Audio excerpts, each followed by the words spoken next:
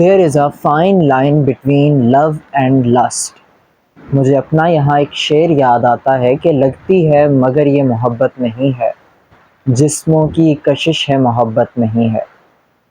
اور یہاں پر آج ہم بات کریں گے ثنا یوسف مرڈر کی، جو کہ اسلام آباد میں ہوا، اور اسے the case of repeated rejection کا نام بھی دیا جا رہا ہے۔ اگر بات کی جائے تو یہ کیس ہمیں معاشرے کی خلاؤں کی جانب بھی ہماری نگاہیں دوڑاتا ہے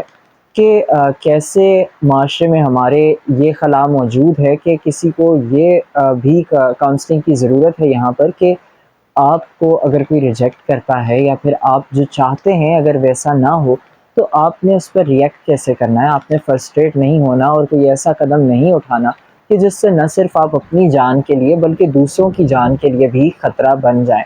یہاں پر میں یہ ذکر بھی کرنا چاہوں گا کہ میں نے کہیں پڑھا تھا the last stage of love is letting someone go, but یہاں پر یہ کیس نہیں ہے۔ جب ہم ہوس کی بات کرتے ہیں تو ہوس میں انا شامل ہوتی ہے، اور انا جب جہاں شامل ہو جائے اور میں شامل ہو جائے تو وہاں پر وہ معاملہ آپ کو ہلاکت ہی کی طرف لے کر جاتا ہے۔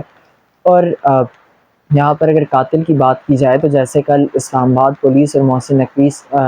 کی جانب سے، جو کہ وزیر داخلہ ہیں، کہا گیا کہ ثنا یوسف قتل کیس کے مرکزی ملزم کو گرفتار کر لیا گیا ہے۔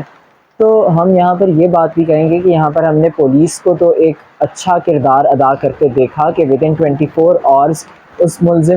مجرم کو گرفتار کر لیا گیا، لیکن یہاں پر معاشرے کی برائیوں پر بھی توجہ دینے کی ضرورت ہے کہ کیسے ہم معاشرے میں جو برائیاں پھیل رہی ہیں اور کیسے آپ نے ریئیکٹ کرنا ہے کسی سچویشن میں، اس پر بھی توجہ دیں تاکہ آئندہ ایسے واقعات پیش نہ آئیں۔